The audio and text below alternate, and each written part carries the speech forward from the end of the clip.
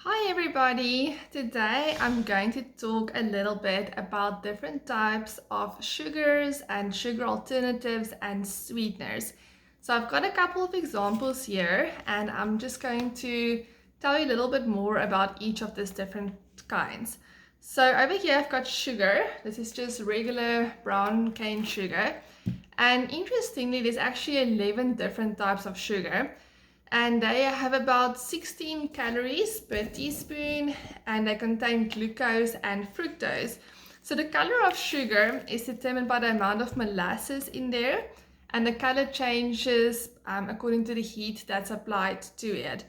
So a common myth is that brown sugar is healthier or superior in health to white sugar, but that's really not the case. So brown sugar has just been heated a little bit more, and that gives it a brown color and a caramel taste, but it's really the same sugar. So the American Heart Association recommends for men to eat less than 9 teaspoons of added sugar a day, and for women less than 6 teaspoons. And that can be quite difficult. But that's a recommendation that we should strive for. And then we have honey. So I've got a big jar of raw honey. And honey is higher in calories than sugar. It actually contains 21 calories in a teaspoon. And raw honey is definitely better than pasteurized honey. So pasteurized honey is heated and it's processed, where raw honey is basically removed from the hive and is bottled directly. So you're gonna find some traces of yeast, pollen, and wax, which actually interestingly can help with seasonal allergies because you are exposed to the pollen. So raw honey has some antiseptic and antibacterial properties, which is pretty interesting. And very importantly, honey shouldn't be given to children under 12 months of age because of the increased risk of infant botulism. So next up, I'm going to talk about agave syrup. And this is what it looks like. And it has almost the same amount of calories as honey. It has 20 calories per teaspoon. And agave is a desert plant and it's harvested to make tequila and this sweet syrup. So commercial agave syrup is heat and enzyme treated, and basically all of the health effects that might have been in here is destroyed. So basically you are left with a very highly refined syrup. So one of the misleading claims on here is that it has low glycemic index. So, which is true, it's not really a misleading claim, but it seems like it's healthy. But in fact, it contains a very high amount of high fructose corn syrup. So I don't know who of you have seen that on labels before of cool drinks or other syrup, but the difference between glucose and high fructose corn syrup is that glucose can be easily metabolized throughout your whole body, where high fructose corn syrup can only be metabolized by your liver.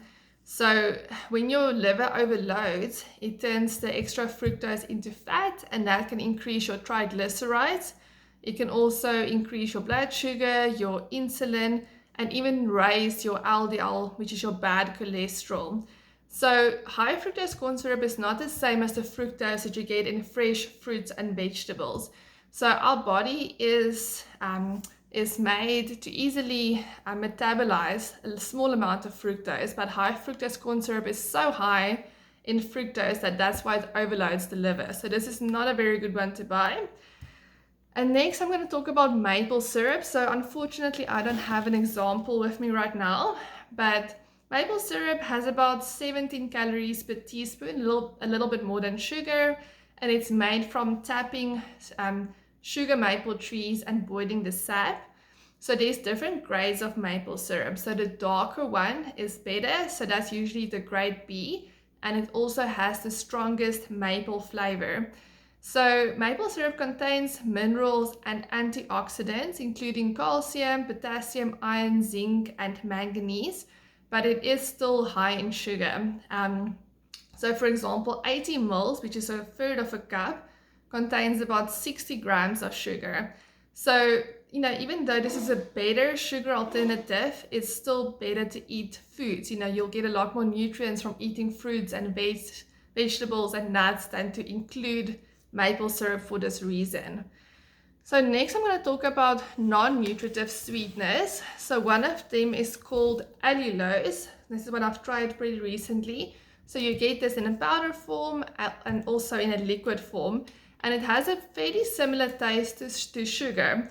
And what this consists of is actually called I don't know if I'm saying this correctly, but it's D-sucralose, which is a rare sugar because it's only prevalent in a few foods, namely wheat, figs, and raisins. And it has the same chemical formula as fructose, but it is not metabolized the same, so it does not raise the blood sugar, and it also has minimal calories. So there's very few human studies done on allulose, but so far there's no risks related to the sweetener, so that's good. And then one of my favorites as well is called the monk fruit sweetener, and this is made from a monk fruit, and it actually contains 0 calories as well. And I really like it because it doesn't have much of an aftertaste. It is actually 250 times sweeter than sugar, but for most of the powdered monk fruit, they add erythritol, so that makes it much less sweet. So I would recommend that I would say it's probably almost about equal in sweetness to sugar. So even on the package it says you can replace it 1-to-1 with sugar. So there's possible health benefits because it contains antioxidants and anti-inflammatory properties, and it is generally recognized as safe. So this is a pretty good option for baking or for using in your drinks. So that's the monk fruit. And then the last one we're going to talk about is sucralose. It's also known as Splenda.